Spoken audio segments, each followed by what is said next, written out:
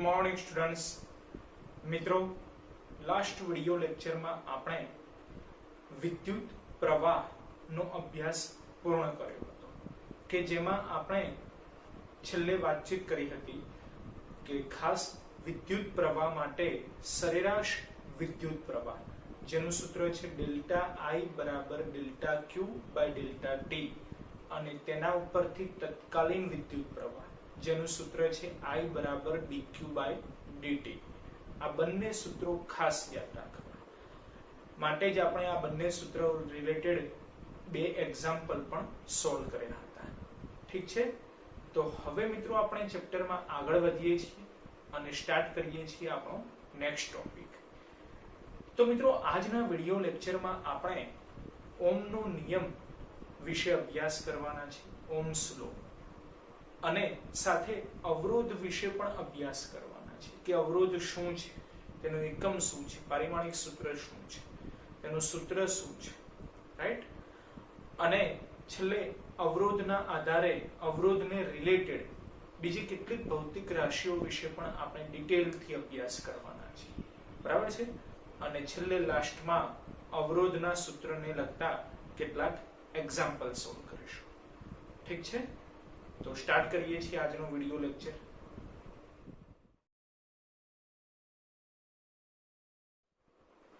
मित्रों सौप्रथम आपणे जोईए छे Ohm's law, that means Ohm नो नियम।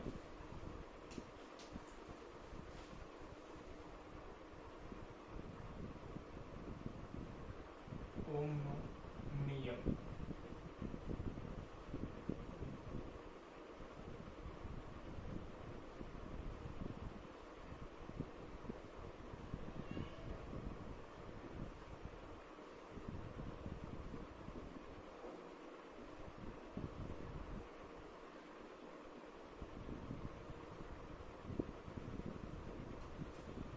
मित्रों ओमना नियम विषे आम तो एवं कही शकाय के तमे स्टैंडर्ड 10th में भणी गयेला छो, बराबर छे। एने ज आपणे जरा रिवाइज करवानुं छे। तो सिंपल शब्दों में छे ओमनो नियम के जो कोई एक वाहक तार आपणे ध्यानमां लईए तो ये वाहक तारना बंने छेड़ा वच्चे बंने छेड़ा वच्चे विद्युत स्थितिमाननो तफावत એટલે કે V वाहक तारमांथी पसार थता विद्युत प्रवाह I ना समप्रमाणमां होय छे, बराबर। फरीथी हूँ नियम रिपीट करूं छुं, दरेक विद्यार्थी लखी देशे जोड़े के वाहक तारना बंने छेड़ा वच्चे विद्युत स्थितिमाननो तफावत V वाहक तारमांथी पसार थता विद्युत प्रवाह I ना समप्रमाणमां होय छे, जेना आधारे આપણે લખી શકીએ કે V ચલે છે I, બરાબર।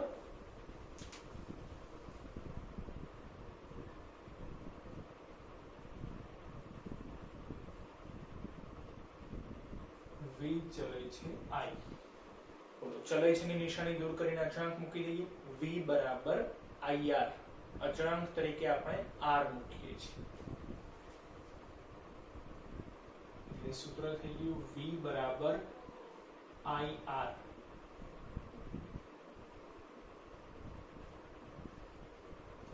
ज्यां R આપણે અચળાંક તરીકે મૂકીએ છીએ, જેને આપણે કહીશું અવરોધ। શું કહીશું? અવરોધ।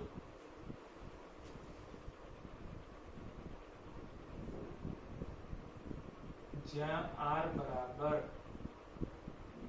અવરોધ છે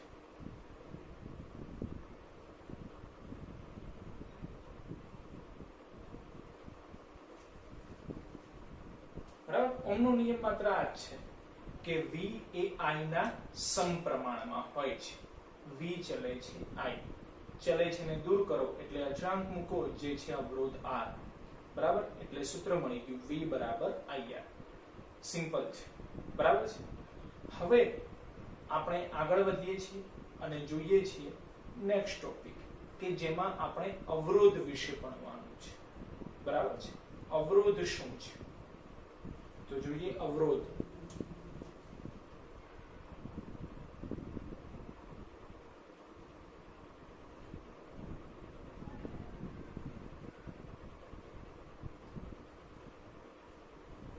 અવરોધ. તો મિત્રો ઉપર આપણે V બરાબર IR સૂત્ર લખેલું છે ઓહમના નિયમ પરથી. એમાંથી આપણે અવરોધ એટલે કે R ને કરતા બનાવો તો સૂત્ર શું થશે? તો સિમ્પલ છે, R ને કરતા બનાવો તો I છેદમાં I હશે. તો સૂત્ર શું બની ગયું? V by I. R બરાબર V by I. બરાબર. તો અવરોધનું સૂત્ર R બરાબર V by I. બરાબર. જ્યાં V એ શું છે? વોલ્ટેજ એટલે કે વિદ્યુત સ્થિતિમાનનો તફાવત. I એ શું છે? કરંટ એટલે કે વિદ્યુત પ્રવાહ. બરાબર. તો એના આધારે મિત્રો આપણે હવે આ સૂત્રના આધારે અવરોધની વ્યાખ્યા લખવી છે. તો વ્યાખ્યા શું લખી શકાય? તો સિમ્પલ છે, આપણને ખ્યાલ છે કે જે રાશિ છેદમાં હોય એને એક એકમ તરીકે લેવાનું. બરાબર છે. એટલે કે એકમ વિદ્યુત પ્રવાહ દીઠ વિદ્યુત સ્થિતિમાન ને અવરોધ કહે છે. બરાબર.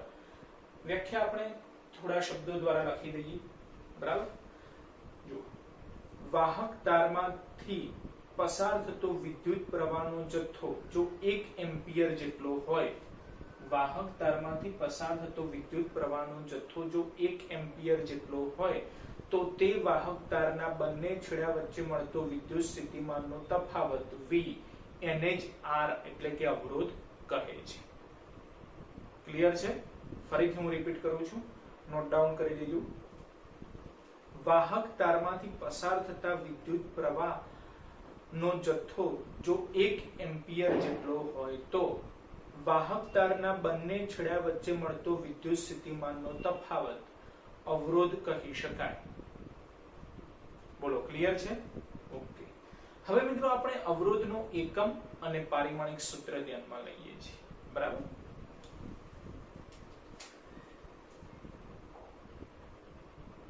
અવરોધનો એકમ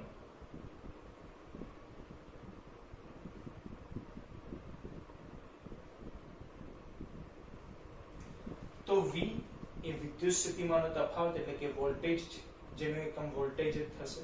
બરાબર.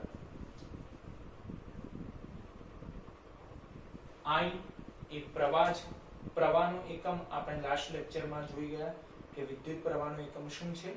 એમ્પિયર છે. રાઈટ. એટલે અવરોધનો એકમ થઈ ગયો વોલ્ટ પર એમ્પિયર. બરાબર. અથવા તો અવરોધની શોધ ઓમ નામના વૈજ્ઞાનિકે કરી, જેની યાદમાં અવરોધનો એકમ ઓમ સ્વીકારવામાં આવ્યો છે, જેનો સિમ્બોલ ખાસ યાદ રાખીશું, ઓમ.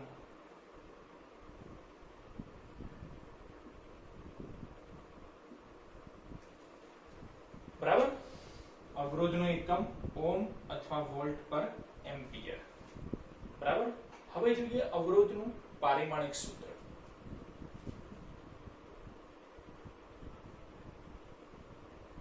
અવરોધનું પારિમાણિક સૂત્ર.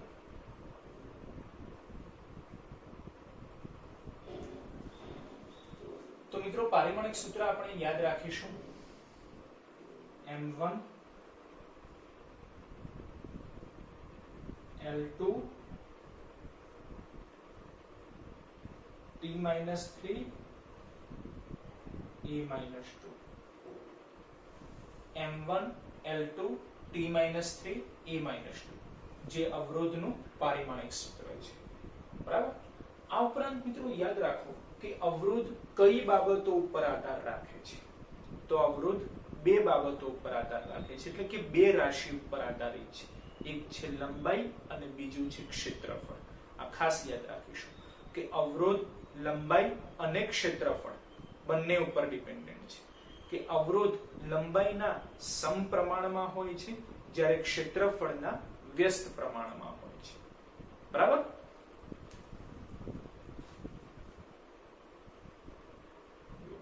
અવરોધ લંબાઈના સમપ્રમાણમાં હોય છે, એટલે R ચલે છે લખાશે. પછી અવરોધ ક્ષેત્રફળના વ્યસ્ત પ્રમાણમાં હોય છે, એટલે R ચલે છે 1/a લખાશે. બરાબર છે. બંનેને આપણે સંયુક્ત કરી દઈએ તો શું લખી શકાય કે r ચલે છે l/a, રાઈટ? તો માટે r ચલે છે l/a, બરાબર? ચલે છે ની નિશાની દૂર કરીને અચળાંક મૂકી દઈએ. તો r બરાબર rho l/a. આ સૂત્ર આપણે યાદ રાખીશું. r બરાબર rho l/a, જ્યાં rho એ આપણે અચળાંક તરીકે મૂકેલ છે, જેને આપણે કહીશું અવરોધકતા.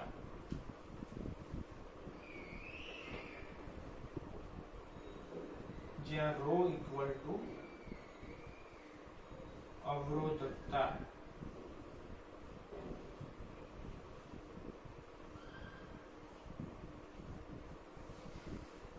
બરાબર? બોલો, તો અવરોધ વિશે ક્લિયર થઈ ગયું છે. ઓમના નિયમ ઉપરથી આપણે અવરોધનું સૂત્ર નક્કી કરી શકીએ છીએ, બરાબર? અથવા યાદ રાખી શકીએ છીએ. સિમ્પલ લેંગ્વેજમાં એવું કહી શકાય કે ઓમનો નિયમ છે V બરાબર IR, જેમાં આપણે અચળાંક R લીધેલો છે, એ જ છે અવરોધ. તો એના આધારે અવરોધનું સૂત્ર આપણને મળી ગયું V/I, બરાબર? અવરોધની શોધ ઓમ નામના વૈજ્ઞાનિકે કરી હતી, જેની યાદમાં અવરોધનો એકમ ઓમ સ્વીકારવામાં આવ્યો. પારિમાણિક સૂત્ર યાદ રાખીશું M1L2T-3E-2, બરાબર? અને લાસ્ટમાં યાદ રાખવાનું છે ખાસ અવરોધનું સૂત્ર R બરાબર rho l/a, જ્યાં rho એ અચળાંક છે, જેને આપણે નવી ભૌતિક રાશિ આપી દઈએ અવરોધકતા. L એ લંબાઈ છે, જેના આધારે આપણે કહી શકીએ કે R એ L ના સમપ્રમાણમાં હોય છે, અને A ક્ષેત્રફળ છે, જેના આધારે આપણે કહી શકીએ કે R એ ક્ષેત્રફળના વ્યસ્ત પ્રમાણમાં હોય છે. બોલો, તો અવરોધ ક્લિયર થઈ ગયું છે, બરાબર છે મિત્રો? અવરોધથી આગળ વધીએ અને જોઈએ છીએ અવરોધને રિલેટેડ કેટલીક અગત્યની ભૌતિક રાશિઓ, જેમાંની પહેલી છે વાહકત્વ.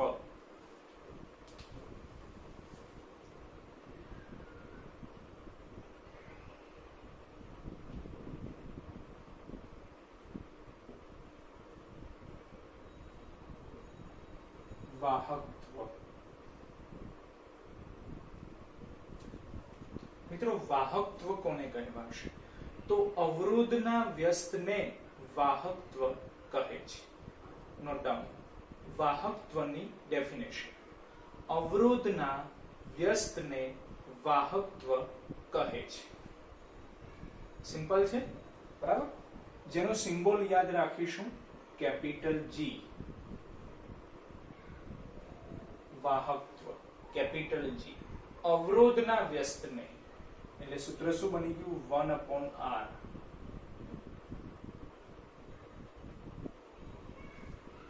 બરાબર છે? ચલો, હવે એનું એકમ અને પારિમાણિક સૂત્ર આપણે જોવાના છે.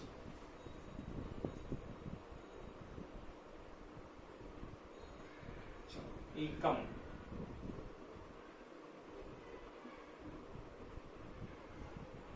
તો બોલો, અવરોધનો એકમ શું છે? તો જો અવરોધનો એકમ શું છે? ઓમ, બરાબર? તો હવે વાહકત્વનો એકમ શું હોઈ શકે? વાહકત્વ એ શું છે? અવરોધનું વ્યસ્ત છે, તો એકમ એનો વ્યસ્ત થઈ જાય, એટલે કે ઓમ ઇનવર્સ લખી શકાય, રાઈટ? ઓમ ઇનવર્સ.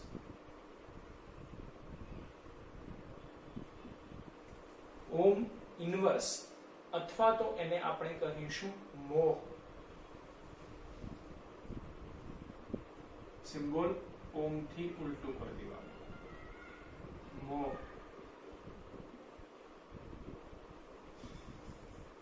કરવું છે નહીં? ઓમ તો મોહ, બરાબર? અથવા બીજો એકમ પણ યાદ રાખવાનો છે કે વાહકત્વની શોધ સાયમન નામના વૈજ્ઞાનિકે કરી હતી, જેની યાદમાં આપણે વાહકત્વનો એકમ સાયમન સ્વીકારીશું. સાયમન.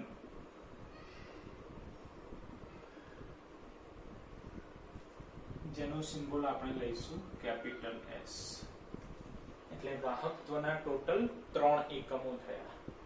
ઓમ ઇનવર્સ જેને કહેવાશે મોહ અને એને જ કહેવાશે સાયમન.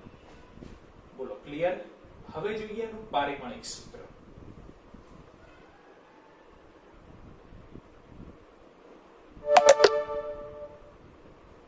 પારિમાણિક સૂત્ર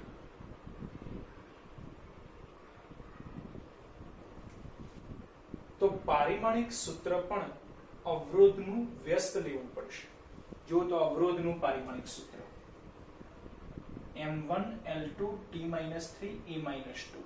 તો જે પ્લસ છે માઈનસ લખીશું, માઈનસ છે પ્લસ લખીશું, કારણ કે અવરોધનું વ્યસ્ત લેવાનું છે, રાઈટ? એટલે m-1 l-2 t3 a2 બરાબર. m-1 l-2 t3 a2. બોલો ક્લિયર? ઓકે, ચલો વાહકત્વ ક્લિયર થઈ ગયું છે. હવે જોઈએ છે નેક્સ્ટ ભૌતિક રાશિ જે છે અવરોધકતા. અવરોધકતા જેનો સિમ્બોલ શું થશે? રો. બરાબર. ચલો તો જોઈએ છીએ અવરોધકતા.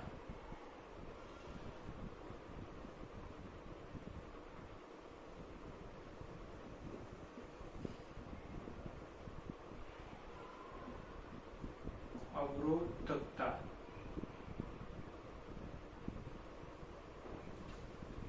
તો સૌપ્રથમ આપણે જોઈએ અવરોધકતાનું સૂત્ર.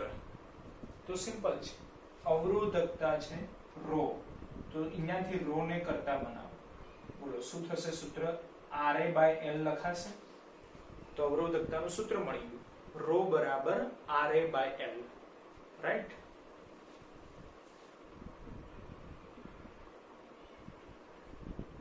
રો બરાબર Ra/L. બરાબર. સૂત્ર યાદ રહી જશે. રો બરાબર Ra/L. બરાબર. આમ તો યાદ રાખવાની કઈ જરૂર નથી, ફક્ત R નું સૂત્ર યાદ રાખવાની જરૂર છે. Row L/A. રો ને કરતા બનાવો તો અવરોધકતાનું સૂત્ર મળી જાય Ra/L, રાઈટ? સૂત્ર ઉપરથી હવે આપણે અવરોધકતાની ડેફિનેશન જોઈએ. તો સિમ્પલ છે કે જે રાશિ છેદમાં હોય એને એક એકમ તરીકે લેવાનું. બરાબર. એટલે એકમ લંબાઈ દીઠ અને એકમ ક્ષેત્રફળ દીઠ વાહક તારના અવરોધને તેની અવરોધકતા કહે છે. બોલો ક્લિયર છે? ફરીથી હું રિપીટ કરું છું અવરોધકતાની ડેફિનેશન. નોટ ડાઉન કરી દેજો. એકમ લંબાઈ દીઠ અને એકમ આડછેદનું ક્ષેત્રફળ ધરાવતા વાહકના અવરોધને તે વાહકની અવરોધકતા કહે છે. બોલો ક્લિયર છે? હવે જોઈએ છે અવરોધકતાનું એકમ અને પારિમાણિક સૂત્ર. બરાબર. ચલો એકમ જોઈએ.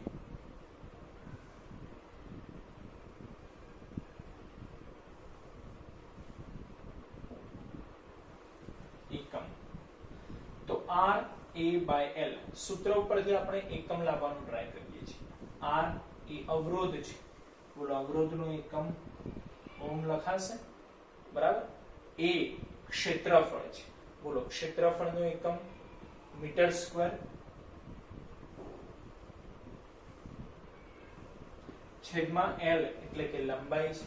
બોલો લંબાઈનું એકમ મીટર. તો મીટર કેન્સલ થઈ ગયા તો એકમ બની ગયો ઓમ ઇન્ટુ મીટર. શું એકમ થઈ ગયો?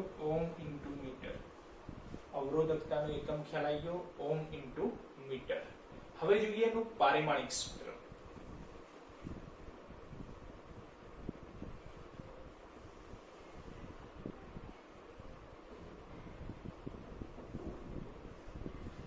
પારિમાણિક સૂત્ર ઓમ ઇન્ટુ મીટર. એટલે અવરોધનું પારિમાણિક સૂત્ર લગાવવાનું, જોડે મીટર ગુણી લેવાનું. મીટર એ કોનું એકમ છે?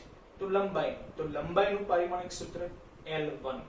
ધેટ મીન્સ કે અવરોધના પારિમાણિક સૂત્રમાં આપણે L1 ઉમેરવા પડે, રાઈટ? તો અવરોધનું પારિમાણિક સૂત્ર જુઓ.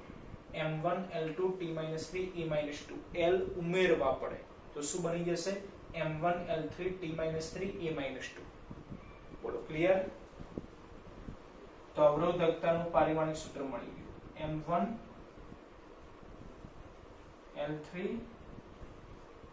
t-3 e-2. બરાબર છે? તો અવરોધકતા પણ ખ્યાલ આવી ગયો દરેકને, R A by L. બરાબર? અને હવે જોઈએ છીએ લાસ્ટ ભૌતિક રાશિ જે છે વાહકતા.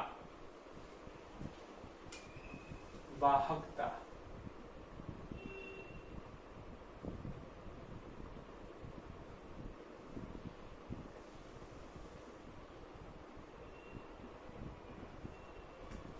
વાહકતા કોને કહેવાશે? તો અવરોધકતાના વ્યસ્તને વાહકતા કહે છે. સિમ્પલ છે, નોટ ડાઉન કરી દેજો વાહકતાની ડેફિનેશન. અવરોધકતાના વ્યસ્તને વાહકતા કહે છે. બરાબર? એનું સૂત્ર જોઈએ તો વાહકતાનો સિમ્બોલ સિગ્મા. અવરોધકતાનું વ્યસ્ત એટલે 1/ρ લખાશે. તો સૂત્ર મળી ગયું સિગ્મા બરાબર 1/ρ. ચલો હવે જોઈએ એનો એકમ અને પારિમાણિક સૂત્ર. બરાબર? એકમ જોઈએ છે.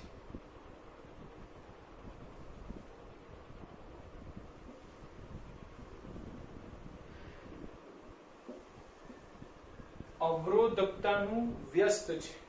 બરાબર? તો અવરોધકતાનું એકમ શું છે? ઓમ ઇન્ટુ મીટર. તેનું વ્યસ્ત લેવું પડે જે બની જાય વાહકતાનો એકમ. રાઈટ? એટલે ઓમ ઇન્ટુ મીટર ઇન્વર્સ લખાશે આ રીતે. ઓમ ઇન્ટુ મીટર ઇન્વર્સ. બરાબર? બંનેનો ઇન્વર્સ થશે. રાઈટ? હવે જો ઓમનો ઇન્વર્સ હોય, ઓમનો ઇન્વર્સ હોય તો એકમ શું થઈ જાય? મોહ. પણ મીટર ઇન્વર્સ તો એઝ ઇટ ઇઝ રહેશે. રાઈટ? એટલે બીજો એકમ મોહ ઇન્ટુ મીટર ઇન્વર્સ. મોહ ઇન્ટુ મીટર ઇન્વર્સ. બરાબર? અને ત્રીજો એકમ કે મોહ એટલે શું લખાય? સાયમન. તો મોહ એટલે શું લખાશે? સાયમન. તો એકમ થઈ ગયું સાયમન ઇન્ટુ મીટર ઇન્વર્સ. બરાબર?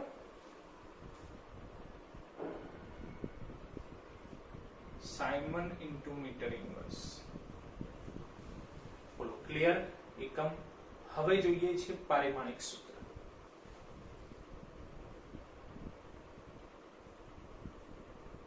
પારિમાણિક સૂત્ર તો અવરોધકતાનું વ્યસ્ત છે વાહકતા. તો પારિમાણિક સૂત્ર પણ આપણે વ્યસ્ત લેવું પડશે. એટલે અવરોધકતાનું પારિમાણિક સૂત્ર શું છે? તો કે m1 l3 t-3 e-2. આનું વ્યસ્ત એટલે કે જે પ્લસ હોય માઈનસ, માઈનસ હોય પ્લસ. તો શું બની જાય? m-1 l-3 t3 a2. બરાબર? તો શું લખાશે? m-1 l-3 t3 a2. બરાબર છે?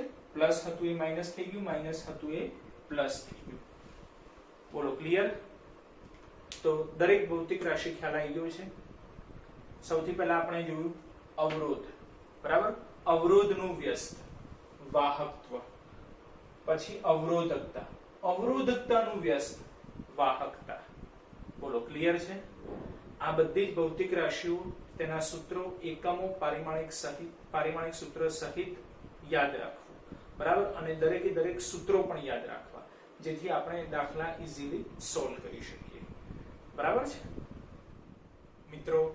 હવે આપણે અવરોધને લગતું જે સૂત્ર ભણીએ R બરાબર ρ L by A. આ સૂત્રને એપ્લાય કરતા કેટલાક એક્ઝામ્પલ સોલ્વ કરીએ છીએ. બરાબર? સૂત્ર હું નોટ ડાઉન કરી લઉં છું. R બરાબર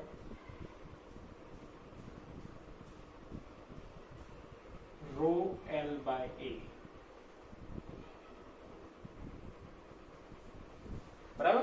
સૂત્રનો ઉપયોગ થાય એવા કેટલાક એક્ઝામ્પલ્સ આપણે સોલ્વ કરીએ છીએ. તો જોઈએ છીએ ફર્સ્ટ એક્ઝામ્પલ.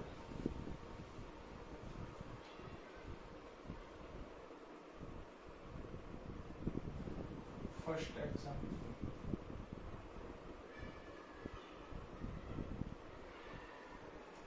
પહેલું એક્ઝામ્પલ આપણે એ રીતે લઈએ છીએ કે ધારો કે કોઈ વાયર છે કે જેની લંબાઈ L જેટલી છે, જેનો અવરોધ R જેટલો છે. શું છે? લંબાઈ L છે, અવરોધ R છે. બરાબર. હવે એની લંબાઈ બમણી કરવામાં આવે ત્યાં સુધી વાયરને ખેંચવામાં આવે છે. વાયરની લંબાઈ બમણી થાય ત્યાં સુધી વાયરને ખેંચવામાં આવે છે. તો મળતો નવો અવરોધ શોધો. બરાબર. લંબાઈ L હતી તો થઈ ગઈ 2L. ત્યારે મળતો નવો અવરોધ ધારો કે R' છે, તો એ નવો અવરોધ R' આપણે શોધવાના છે. બોલો, રકમ ખ્યાલ આવી ગયો છે દરેકને? લખવી હોય તો લખી દેજો રકમ વ્યવસ્થિત રીતે. કે ધારો કે કોઈ એક વાયરની લંબાઈ L જેટલી છે, તેનો અવરોધ R જેટલો છે. હવે જો આ વાયરને ખેંચીને તેની લંબાઈ બમણી કરવામાં આવે તો મળતો નવો અવરોધ શોધો. ક્લિયર? જોઈએ આપણે આકૃતિ દ્વારા સમજીએ છીએ કે જુઓ આ કોઈ એક વાયર છે.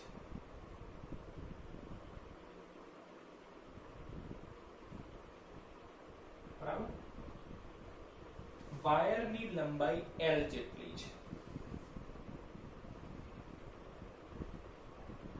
વાયરની લંબાઈ L જેટલી છે. બરાબર. આડછેદનું ક્ષેત્રફળ આપેલું નથી. બરાબર. આડછેદનું ક્ષેત્રફળ આપ્યું નથી. ધારી લઈએ એ જેટલું છે. અને વાયર જે મટીરીયલનો છે એ મટીરીયલની અવરોધકતા એ પણ આપેલી નથી, તો ρ જેટલી લઈ લઈએ. બરાબર. અવરોધકતા ρ છે. બરાબર. અને અવરોધ R જેટલો છે. તો સૂત્ર લખાય R બરાબર ρ L by A. રાઈટ. હવે શું કરવાનું છે કે એની લંબાઈ બમણી થાય ત્યાં સુધી આપણે વાયરને ખેંચવાનું છે. રાઈટ. તો સિમ્પલ છે. બોલો, લંબાઈ બમણી થશે તો ક્ષેત્રફળ ઘટશે. રાઈટ. કોઈ L લંબાઈનો તાર લઈએ આપણે, હવે એને ખેંચીએ છીએ, લંબાઈ બમણી કરીએ છીએ 2L જેટલી, તો એનું ક્ષેત્રફળ ઘટશે. બરાબર છે? ખ્યાલ આવે છે? લંબાઈમાં વધારો કરીએ તો આડછેદનું ક્ષેત્રફળ ઘટશે. એટલે આ રીતે થઈ જશે. વાયર સેજ એક આપણે પાતળો દર્શાવીશું.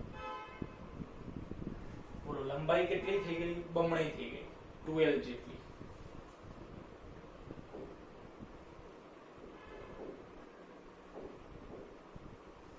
બરાબર. લંબાઈ બમણી થઈ ગઈ 2L જેટલી. ક્ષેત્રફળ ઘટી ગયું, પણ ઘટીને કેટલું થયું ખબર નથી. બરાબર છે? એટલે ક્ષેત્રફળ આપણે લખી દઈએ છીએ A' જેટલું. કેટલું? A' જેટલું. શું અવરોધકતામાં કોઈ ચેન્જ થાય? અવરોધકતા તો શું છે તો કે વાયરનું મટીરીયલ છે. રાઈટ. તો મટીરીયલમાં તો કોઈ ચેન્જ ના થાય. એટલે અવરોધકતા પહેલા ρ જેટલી હતી તો પછી પણ ρ જેટલી જ રહેશે. તો મળતો નવો અવરોધ આપણે શોધવાનો છે, જેને આપણે R' કહી દઈએ. તો એ R' આપણે શોધવાના છે. રાઈટ. ચલો, તો R'.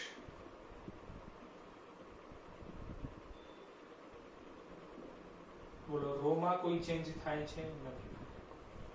બરાબર. પછી L, તો લંબાઈ બદલાય છે 2L જેટલી. પછી ક્ષેત્રફળ, તો ક્ષેત્રફળ બદલાય છે a ડેશ જેટલું, બરાબર. પણ હવે a ડેશ નો મીનિંગ શું છે એ આપણે સમજવાનો પ્રયત્ન કરીએ છીએ. તો જો ખાસ યાદ રાખો કે આવા જે કોઈ પણ એક્ઝામ્પલ હોય કે જેમાં વાયરની લંબાઈમાં વધારો કરવામાં આવે છે, ઘટાડો કરવામાં આવે છે, એમાં કદ કોન્સ્ટન્ટ રહે છે. ખાસ યાદ રાખીશું, કદ કોન્સ્ટન્ટ રહે છે.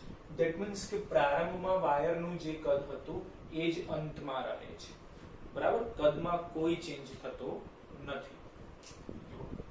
પ્રારંભિક કદ ધારો કે vi છે, અંતિમ કદ ધારો કે vf છે, તો બંને કદ કેવા રહે છે? સરખા રહે છે. કદમાં કોઈ ચેન્જ થતો નથી, બરાબર. બોલો કદનું સૂત્ર શું થાય? કદ એટલે કે લંબાઈ, પહોળાઈ, ઊંચાઈ ત્રણેયનો ગુણાકાર, બરાબર. બોલો લંબાઈ ગુણ્યા પહોળાઈ ક્ષેત્રફળ લખી શકાય, અને ઊંચાઈને આપણે લંબાઈના સંદર્ભમાં લખીએ તો ક્ષેત્રફળ ગુણ્યા લંબાઈ લખાય. ક્ષેત્રફળ ગુણ્યા લંબાઈ બની જાય કદ, રાઈટ. એટલે v ની જગ્યાએ આપણે લખીએ al. પ્રારંભમાં ક્ષેત્રફળ a, લંબાઈ l. અંતમાં ક્ષેત્રફળ a ડેશ, લંબાઈ 2l.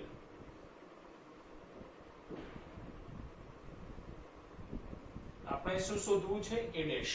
તો a ડેશ ને કરતા બનાવો તો l જતા રહેશે, 2 છેદમાં આવી જશે. માટે a ડેશ બરાબર a/2. શું લખાશે? a/2, right. તો a ડેશ ની જગ્યાએ લખો a/2. રો ઇન્ટુ 2l છેદમાં a/2. બોલો આ છેદના બે ઉપર જતા રહેશે એટલે ઉપર થઈ જશે 4. તો શું મળશે? 4 રો l by a. પણ row l by a equal to r લખાય તો આન્સર આવી ગયો 4r. એટલે નવો અવરોધ મળી ગયો. r ડેશ બરાબર 4r. બોલો ક્લિયર છે? બરાબર. જો વાયરની લંબાઈ l થી વધારીને 2l કરવામાં આવે, l થી વધારીને 2l કરવામાં આવે તો અવરોધ 4 ગણો વધે છે. બોલો કન્સેપ્ટ ક્લિયર થાય છે મગજમાં? બરાબર છે મિત્રો. આવો જ હવે સેકન્ડ એક્ઝામ્પલ જોઈએ છે.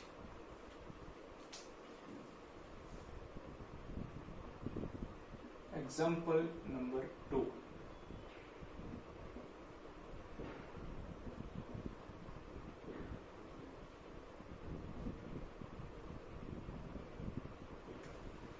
એક્ઝામ્પલ 2 માં આપણે એવું લઈએ છીએ કે ધારો કે કોઈક વાયર છે કે જેની લંબાઈ l જેટલી છે, અવરોધ r જેટલો છે, બરાબર.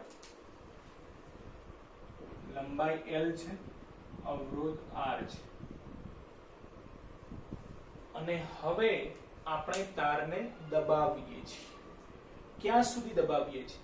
જ્યાં સુધી એની લંબાઈ અડધી ન થાય ત્યાં સુધી. પહેલા કેટલી હતી? l જેટલી. l/2 જેટલી ન બને ત્યાં સુધી આપણે વાયરને કમ્પ્રેસ કરીએ છીએ, દબાવીએ છીએ. તો મળતો નવો અવરોધ શોધો, બરાબર. એટલે શું લખાશે? લંબાઈ l ડેશ એટલે કે l/2 લંબાઈ અડધી થઈ જાય ત્યારે મળતો નવો અવરોધ r ડેશ છે. તો એ નવો અવરોધ r ડેશ આપણે ફાઇન્ડ આઉટ કરવાનો છે. બોલો ક્લિયર? બરાબર. રકમ લખવી તો લખી દેજો.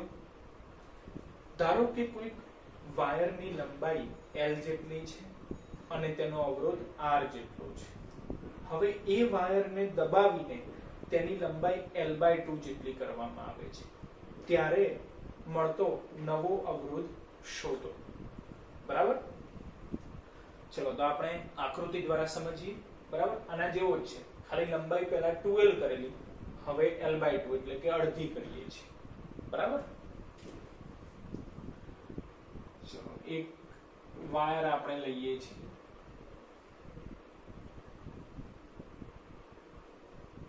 બરાબર, આ એક વાયર છે જેની લંબાઈ કેટલી છે? L જેટલી છે, બરાબર. આડછેદનું ક્ષેત્રફળ આપેલું નથી એટલે એ ધારી લઈશું. આડછેદનું ક્ષેત્રફળ એ છે. જે મટીરીયલ વપરાયેલું છે મટીરીયલની અવરોધકતા પણ આપેલી નથી એટલે રો ધારી લઈશું.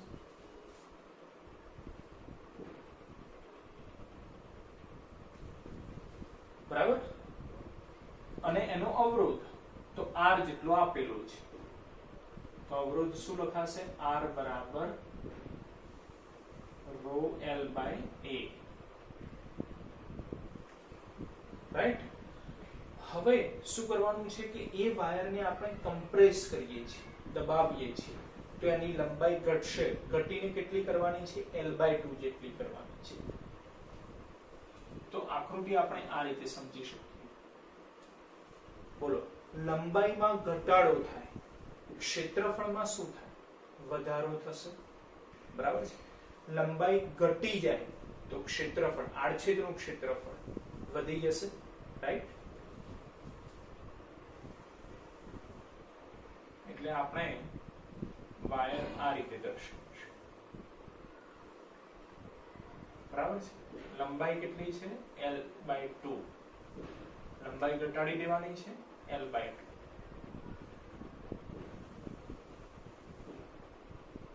બરાબર. આડછેદનું ક્ષેત્રફળ વધી ગયું, પણ વધીને કેટલું થયું ખબર નથી. ધારી લો A' કેટલું થયું. બોલો, અવરોધકતામાં કોઈ ચેન્જ થાય? ન થાય, રાઈટ.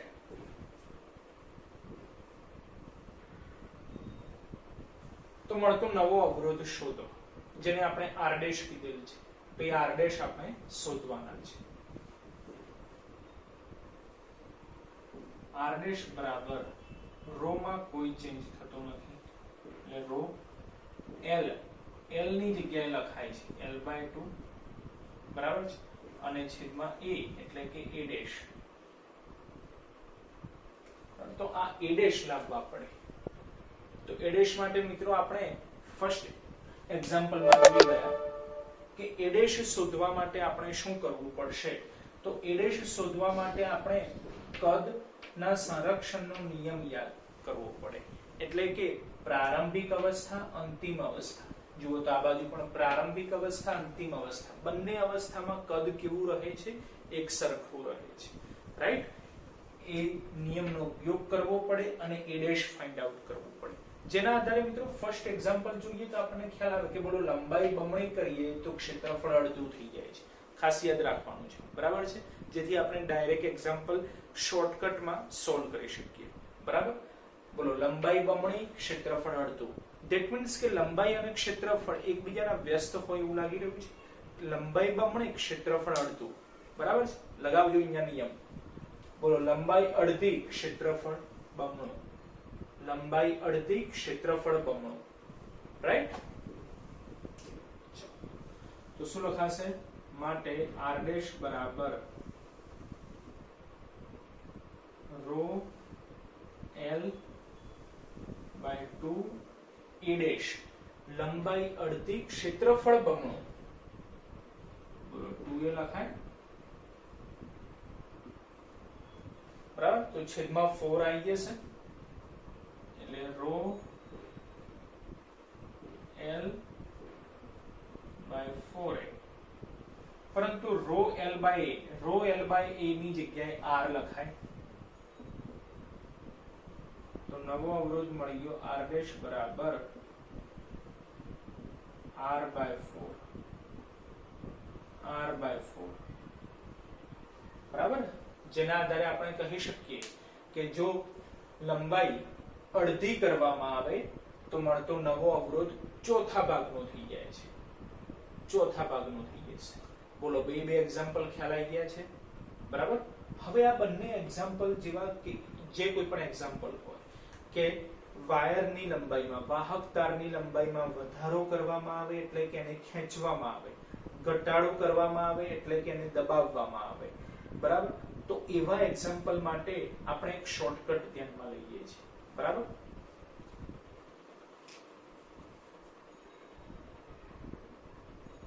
શોર્ટકટ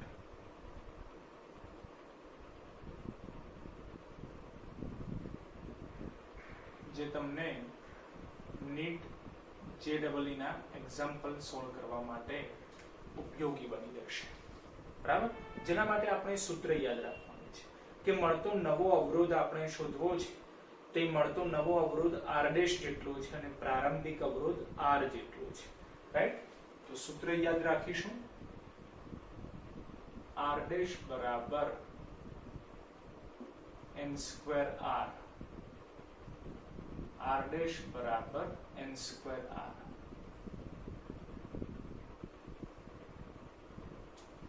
r' બરાબર n² r.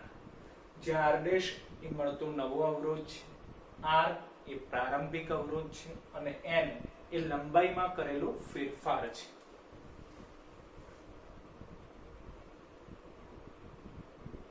n એ શું છે? અંતિમ લંબાઈ, એટલે લખીશું LF, અંતિમ લંબાઈ. n એ શું છે? અંતિમ લંબાઈ, બરાબર. જોઈએ હવે આ સૂત્રના આધારે આપણે આ ટાઈપના એક્ઝામ્પલ એકદમ શોર્ટમાં સોલ્વ કરી શકીએ છીએ. જોઈએ ફર્સ્ટ એક્ઝામ્પલ હતો આ, બરાબર.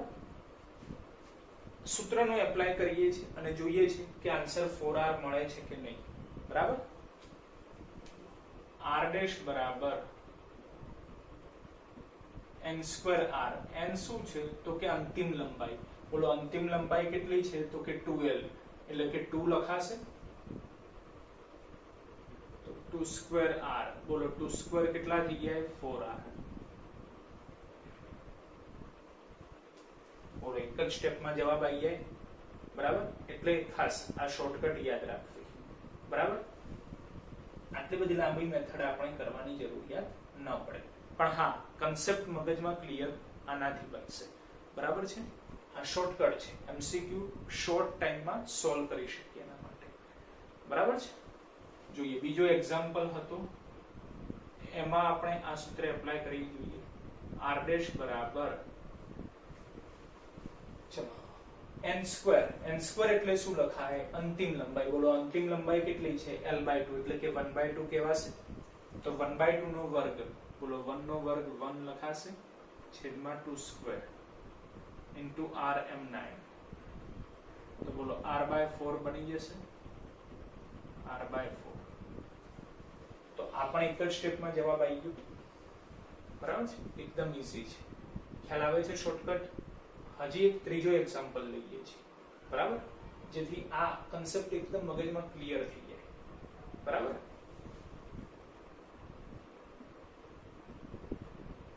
જોઈએ એક્ઝામ્પલ 3.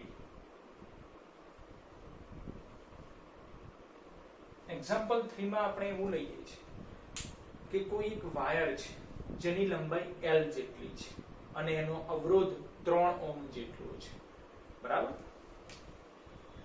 વાયરની લંબાઈ L જેટલી છે, અવરોધ 3 ઓહ્મ જેટલો છે, બરાબર. અને હવે એ વાયરને આપણે ખેંચીએ છીએ અને એની લંબાઈ 10 ગણી વધારવામાં આવે છે. લંબાઈ કેટલી હતી? L, 10 ગણી વધારીએ, બોલો 10l થઈ જાય. ત્યારે મળતો નવો અવરોધ શોધો, બરાબર. એટલે લંબાઈ હવે કેટલી કરવાની છે? 10l જેટલી. ત્યારે મળતો નવો અવરોધ, ધારો કે r' છે, તો એ r' આપણે શોધવાના છે, બરાબર. એટલે રકમ નોટ ડાઉન કરી દઈએ. ત્રીજો એક્ઝામ્પલ, ધારો કે કોઈ વાહક તાર એટલે કે વાયર ની લંબાઈ L જેટલી છે અને તેનો અવરોધ 3 ઓહ્મ જેટલો છે. હવે એ વાયર ને 10 ગણી લંબાઈ વધારવામાં આવે છે. એ વાયરની લંબાઈ 10 ગણી વધારવામાં આવે છે. ત્યારે મળતો નવો અવરોધ ફાઇન્ડ આઉટ કરો, રાઈટ. ચાલો તો સૂત્ર થઈ ગયું છે જ સૂત્ર આપણી જોડે, r' બરાબર n² r, બોલો n સ્ક્વેર, n એટલે શું લખાશે? અંતિમ લંબાઈ. બોલો અંતિમ લંબાઈ કેટલી છે? 10 ગણી છે, એટલે 10 સ્ક્વેર લખાશે. r કેટલા છે? તો કે 3. તો જવાબ આવી ગયો r ડેશ બરાબર 300 ઓહ્મ.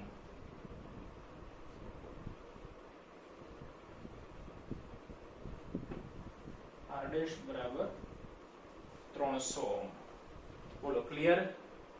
શોર્ટકટ નું સૂત્ર ખાસ મગજમાં બેઠું છે, કારણ કે એના આધારે આપણે નીટ જેડબલઈ ના એમસીક્યુ એક જ સ્ટેપમાં સોલ્વ કરી શકીશું.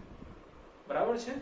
ઓકે મિત્રો, હવે આપણે નેક્સ્ટ 2 એક્ઝામ્પલ સોલ્વ કરીએ છીએ. Just last 2 examples. પણ આ બંને એક્ઝામ્પલ અગાઉના 3 એક્ઝામ્પલ કરતા સેજ એક એડવાન્સ લેવલના છે, એટલે કે એમાં થોડું હાઈ થિંકિંગ એપ્લાય કરવાનું છે. તો ખૂબ જ કોન્સન્ટ્રેશન સાથે ધ્યાનથી સમજજો. બરાબર છે? જોઈએ તો નેક્સ્ટ એક્ઝામ્પલ નંબર 4.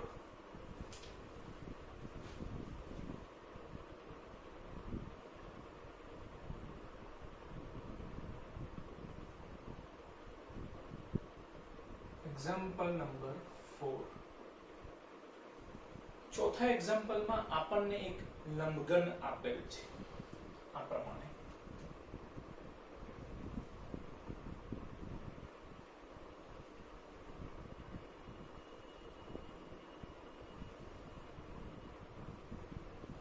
એક લંબઘન આપેલ છે.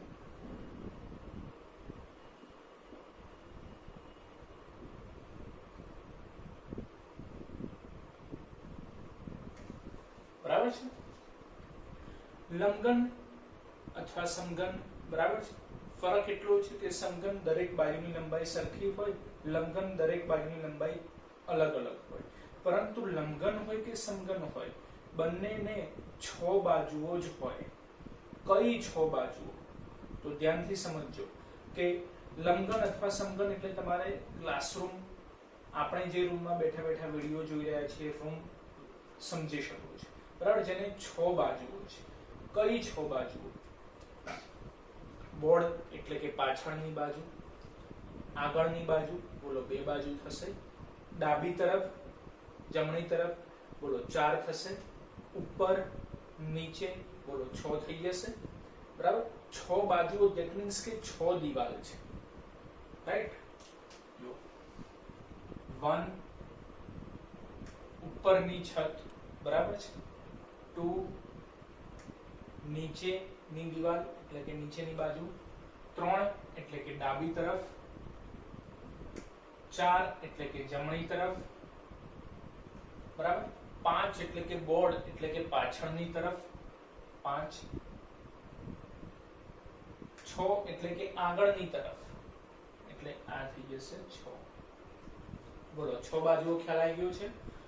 હવે મિત્રો રકમમાં તમને આપેલું છે કે આ બાજુની લંબાઈ, જોજો ધ્યાનથી, આપણે સેજ એક ડાર્ક કરી દઈએ છીએ. આ બાજુની લંબાઈ છે a જેટલી. બરાબર?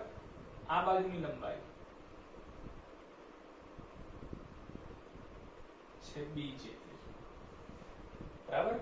અને આ બાજુની લંબાઈ છે, આ લંબાઈ છે c જેટલી. બરાબર? a b c. બોલો ખ્યાલ આવી ગયો? ઓકે. હવે પ્રવાહ કેવી રીતે પસાર થાય છે? રકમમાં પ્રવાહ પસાર થતો દર્શાવેલો છે. જેમ કે 1 માંથી દાખલ થાય છે, 2 માંથી બહાર આવે છે. I જેટલો વિદ્યુત પ્રવાહ પહેલી બાજુમાંથી દાખલ થાય છે, એટલે કે ઉપરથી દાખલ થાય છે, અને બીજી બાજુ એટલે કે નીચેથી બહાર આવે છે. બોલો ક્લિયર? પછી ત્રીજી બાજુએથી અંદર પ્રવેશે છે, ચોથી બાજુએથી બહાર આવે છે. બરાબર છે? I જેટલો વિદ્યુત પ્રવાહ ત્રીજી બાજુએથી એન્ટર થાય છે, ચોથી બાજુએથી બહાર આવે છે. બરાબર? ડાબી તરફથી એન્ટર થાય છે, જમણી તરફથી બહાર આવે છે. બરાબર? તો ક્વેશ્ચન છે, R12 શોધો અને R34 શોધો. R12 અને R34 આપણે શોધવાના છે. બરાબર છે. ચાલો તો R12 બરાબર મિત્રો સમઘનમાં જે મટીરીયલ વપરાયેલું છે એની અવરોધકતા ધારો કે ρ જેટલી છે. બરાબર છે. એટલે અવરોધકતા ρ. પછી L એ શું છે? લંબાઈ છે. તો 1 માટે જોવાનું છે, 2 માટે જોવાનું છે. રાઈટ. જો ખાસ સમજવાનું છે આપણને કે 1 માંથી એન્ટર થાય છે વિદ્યુત પ્રવાહ, 2 માં પ્રવેશે છે. એટલે 2 માંથી બહાર આવે છે. સોરી, 1 માંથી એન્ટર થાય છે, 2 માંથી બહાર આવે છે. એટલે આ રીતે ગતિ કરે છે. બરાબર છે. આ રીતે. ધેટ મીન્સ કે આપણે આ લંબાઈ જોવી પડે, આ લંબાઈ જોવી પડે. બોલો આ લંબાઈ c થશે. c એટલે અહીંયા લખો c. છેદમાં શું આવે? ક્ષેત્રફળ. સૂત્ર યાદ રાખવાનું છે. R બરાબર ρ L by A. તો ρ આવી ગયા, L એટલે કે લંબાઈ એટલે કે c આવી ગયું, A એટલે કે ક્ષેત્રફળ. તો હવે કઈ બાજુએથી પ્રવેશે છે, કઈ બાજુએથી બહાર નીકળે છે? તો 1 માંથી પ્રવેશે છે, 2 માંથી બહાર આવે છે. બંનેનું ક્ષેત્રફળ એક જ થશે. રાઈટ. જે આ થશે. બરાબર. સહેજ એક આપણે ડાર્ક કરી દઈએ છીએ. ચલો દેખાયું દરેકને? આનું આપણે ક્ષેત્રફળ લખવું છે. તો લંબાઈ ગુણ્યા પહોળાઈ. બોલો લંબાઈ એ લખાશે, બોલો પહોળાઈ b લખાશે. ખ્યાલ આવે છે? લંબાઈ ગુણ્યા પહોળાઈ, બોલો લંબાઈ a ગુણ્યા પહોળાઈ b એટલે ab લખાશે. જવાબ એક જ સ્ટેપ છે, પણ સહેજ એક આકૃતિને આપણે હાઈ થિંકિંગ આપવાનું છે. બરાબર છે. ચલો R34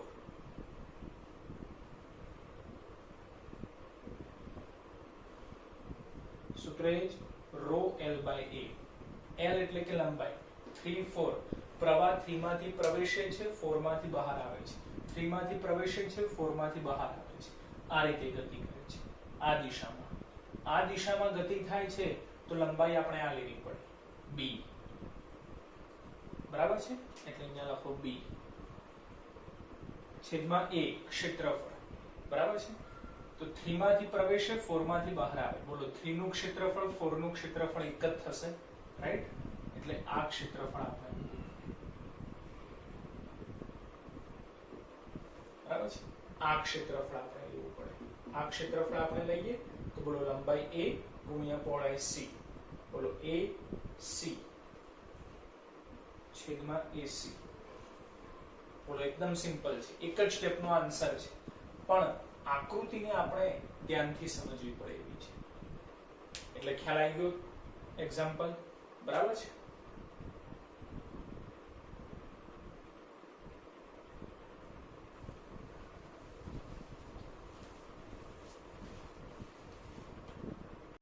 મિત્રો હવે આવો જ સેજ એડવાન્સ લેવલનો જ આપણે લાસ્ટ એક્ઝામ્પલ સોલ્વ કરીએ છીએ. Example number 5.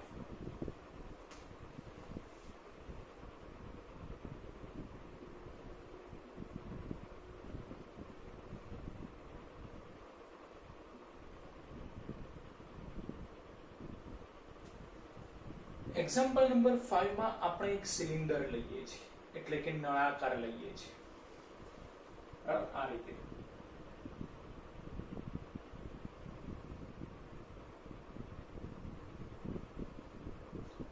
અને નળાકારની અંદર પણ નળાકાર છે. એક નળાકાર છે,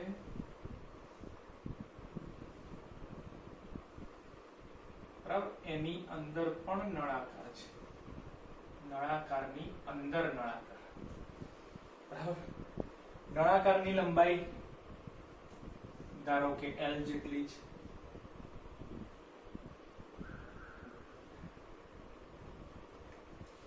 બરાબર. પછી જે અંદરનું નળાકાર છે એના આડછેદની ત્રિજ્યા ધારો કે R1 જેટલી છે. અંદરના નળાકારની ત્રિજ્યા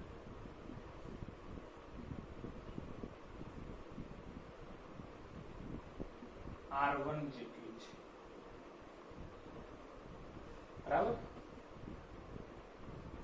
જે બહારનો નળાકાર છે એની ત્રિજ્યા R2 જેટલી લઈએ છીએ.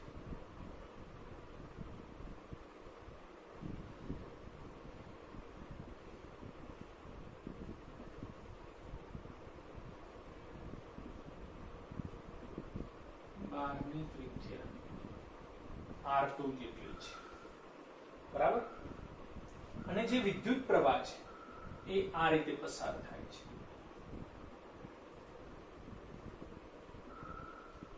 બરાબર. વિદ્યુત પ્રવાહ આ રીતે પસાર થાય છે, I જેટલો. તો અવરોધ શોધવાનો છે, બરાબર. અવરોધ R આપણે શોધવાનો છે. હવે મિત્રો ખાસ ધ્યાનમાં રાખવાનું છે કે આ જે એરિયા છે જ્યાં આપણે વિદ્યુત પ્રવાહ દર્શાવેલો છે ત્યાંથી જ વિદ્યુત પ્રવાહ પસાર થાય છે. કેમ? કારણ કે આપણને ખ્યાલ છે કે જે સુવાહક માધ્યમ હોય એમાંથી જ કરંટ પસાર થઈ શકે, રાઈટ. એટલે કે જે વચ્ચેનું સિલિન્ડર છે, આ જે નાનું સિલિન્ડર છે કે જેની ત્રિજ્યા R1 જેટલી છે, એમાંથી કોઈ પણ પ્રકારનો વિદ્યુત પ્રવાહ પસાર થતો નથી, પરંતુ એની આજુબાજુનો જે એરિયા છે ત્યાં રો અવરોધકતા ધરાવતું મટીરીયલ છે અને એમાંથી I જેટલો વિદ્યુત પ્રવાહ આ રીતે આ દિશામાં ગતિ કરે છે, રાઈટ. એટલે જે મટીરીયલ છે એની અવરોધકતા રો જેટલી છે, રાઈટ. તો આપણે અવરોધ શોધવાનો છે. તો અવરોધ R બરાબર સૂત્ર rho L by A. Rho તો એઝ ઇટ ઇઝ, લંબાઈ L પણ એઝ ઇટ ઇઝ, બરાબર. કારણ કે પ્રવાહ અહીંયાથી આ રીતે પસાર થાય છે એટલે આખું L લંબાઈનું સિલિન્ડર પાર કરે છે એટલે લંબાઈમાં કોઈ ચેન્જ નહીં આવે. ક્ષેત્રફળ તો આડછેદનું ક્ષેત્રફળ આપણે લખવું પડે. આડછેદનું ક્ષેત્રફળ ખાસ સમજવાનું છે, આ ક્વેશ્ચનમાં આ જ મહત્વનું છે. આ જે ભાગ છે એને આપણે સાઈડથી જોવાનો પ્રયત્ન કરીએ છીએ, સાઈડથી જોવાનો. તો આ મોટું સિલિન્ડર થશે, આ નાનું સિલિન્ડર થશે, રાઈટ. બોલો, મોટા સિલિન્ડરની ત્રિજ્યા R2 આપેલી છે, બોલો નાના સિલિન્ડરની ત્રિજ્યા R1 આપેલી છે, બરાબર. હવે શું કીધેલું છે કે પ્રવાહ કેટલા એરિયામાં પસાર થાય છે એ જોવું પડે, બરાબર છે. અને એના આધારે જ આપણે ક્ષેત્રફળ એ લખી શકીએ છીએ. જો અહીંયા પણ કે પ્રવાહ જે એરિયામાં પસાર થાય છે, બરાબર, એનું જ આપણે ક્ષેત્રફળ લખ્યું. પ્રવાહ જે એરિયામાં પસાર થાય છે એનું જ ક્ષેત્રફળ લખેલું છે, રાઈટ. તો અત્યારે પ્રવાહ કેટલા એરિયામાં પસાર થાય છે? આ એરિયામાં પસાર થાય છે. આ જેની ત્રિજ્યા R1 છે એ નાના સિલિન્ડરમાંથી પ્રવાહ પસાર થતો નથી, રાઈટ. એટલે અહીંયાથી એટલે કે આની અંદરથી કોઈ પ્રવાહ પસાર થતો નથી, બરાબર છે. તો આટલા એરિયામાંથી જ પ્રવાહ પસાર થાય છે. તો એ એરિયાની ત્રિજ્યા કેટલી છે? તો કે R2 minus R1. કેટલી છે? R2 minus R1. ખ્યાલ આવે છે? R2 minus R1. પણ એ આકાર કેવો છે? બોલો તો વર્તુળાકાર. બોલો વર્તુળનું ક્ષેત્રફળ પાઈ r સ્ક્વેર. પણ ત્રિજ્યા કેટલી લેવાની? R2 minus R1. ખ્યાલ આવે છે? એટલે છેદમાં ક્ષેત્રફળ લખીશું પાઈ r સ્ક્વેર, પણ r ની જગ્યાએ ત્રિજ્યા લખીશું R2 minus R1 નો વર્ગ. જવાબ R બરાબર રો L by A, એટલે કે A ની જગ્યાએ પાઈ r સ્ક્વેર, પણ r ની જગ્યાએ લખો R2 minus R1 નો વર્ગ. બોલો, આન્સર એક જ સ્ટેપનો છે, બરાબર. પણ આકૃતિ ખાસ સમજવી પડે એવી જરૂરી છે, બરાબર. એટલે આ બંને એક્ઝામ્પલ ઈઝી છે, બરાબર, પણ કન્સેપ્ટ ક્લિયર હોવા જોઈએ, આકૃતિ સમજણમાં આવવી જોઈએ, બરાબર છે. તો મિત્રો આ પાંચે એક્ઝામ્પલ ની પીડીએફ ફાઇલ નથી તો ખાસ રિક્વેસ્ટ કે વિડિયો પોઝ કરીને તમે આ એક્ઝામ્પલ નોટ ડાઉન કરી શકો છો, ઠીક છે.